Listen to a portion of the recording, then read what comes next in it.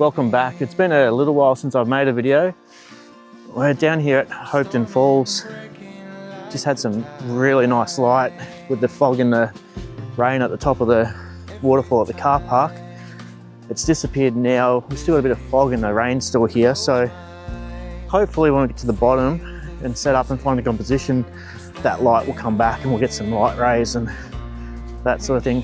But even if it doesn't, it's still going to be an absolutely beautiful shot down here this morning.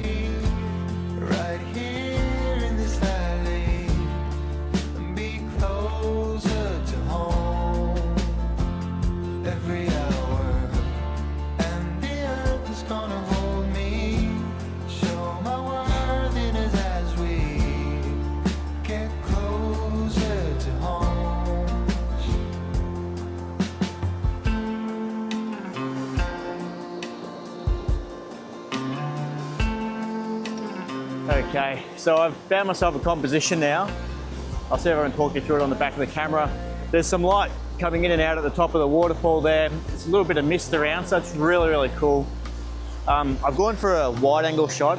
I'm at 14 millimeters, so it's very wide, but it works really well for waterfall photography. So I'll show you what I've got here behind the camera. So this is my shot I've got here behind the camera. Got this fern leading into the waterfall, all this lovely mist up the top here, and the waterfall coming here, and it's framed by this other fern off to the left. So at the moment, I need to create a faster shutter speed. These ferns are moving a little bit. I'm going to have to focus stack this shot through to get it sharp front to back. So I'm at ISO 640, f5 and a 40th of a second should get me that sharp shot that I want for the ferns to stop them from moving, and then I'll take a few shots and play around some shutter speeds to get the waterfall at the type of flow that I want for the waterfall. And I've also got my Nissi polarizer on. It helps take the reflection off the water. If you look just below the fern there, you can see the reflections just disappear as I turn the polarizer and come back. So hopefully, actually I'm pretty confident this is going to be a really nice shot. So if it's any good, I'll put it up and then we'll find another one.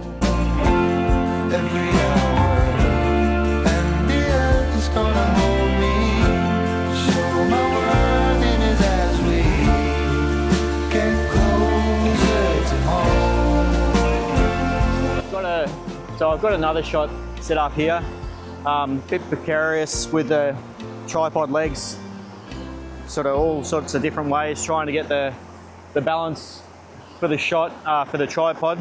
Because I'm taking long shutter speeds, I always like to use a tripod.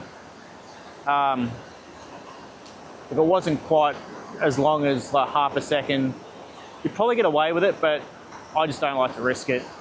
So waterfalls in the background looking amazing. It's one of my favourite spots to come down here in the Otways. So I'll show you this shot. Once again, I've got ferns framing the side of the waterfall. I've got a rock here in the foreground in between the ferns as an anchor point, and a fallen tree across the front. So it divides the foreground, so you've got some layers going through, so foreground, midground, and the waterfall's the background. So that's how I like to try and compose my shots. I like these ferns coming in from the sides here too. Just helps the flow of the photo and makes it a little bit more interesting.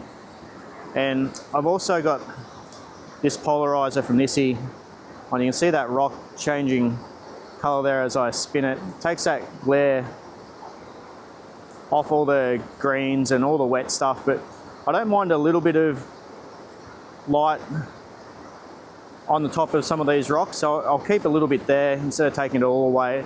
It helps give some more shadow and depth to the photo. So I'll take this photo, it's a quarter of a second, and there you go. You can see the water's nice and streaked out. So yeah, if this shot's any good, I'll put it up on the screen for you now.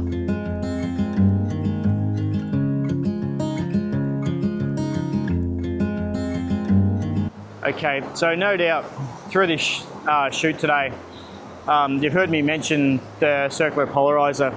So this is the Nissi one that I use. I've been using it for many years. As you can see, there's a little wheel here on the side that I turn, and you can see the lettering on the filter moving around. So that changes the amount of polarization that we have in the scene. So they work best at about 90 degrees to the sun. So you want it to your left or your right. It helps take that shine off the leaves and the rocks, and also helps to give a bit of saturation in your shot. Maybe it's too much, depends on what you like. You can change that later on after you've taken your photo. I'll show you through the camera what it actually does and how it affects the scene. So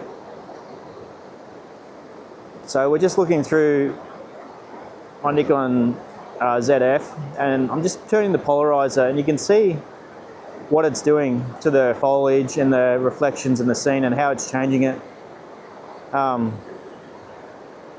Actually some nice light coming through now.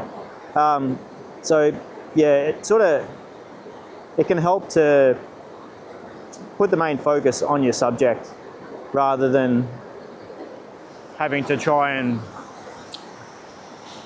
do that later on in post as well. So it'll darken down the edges, your waterfall will stand out more, the water will look much nicer, and those reflections will be either completely gone or just enough there to add the interest into the shot that you want. I do sell Nissi filters on my website. I also sell tripods. Of course, my prints are there as well. If you'd like any help with your waterfall photography or anything like that, just reach out through my webpage and let me know what you'd like to know and how I can help, and I'll be more than happy to give you a few pointers and try and bring your photography just up that couple of notches more so you can be happy with your shots. I think that's going to about do it for today. So thank you for coming along to Hopetoun Falls with me. I've been here many a times. I'll be back many a times as well. So thanks very much, and until next time, catch you later.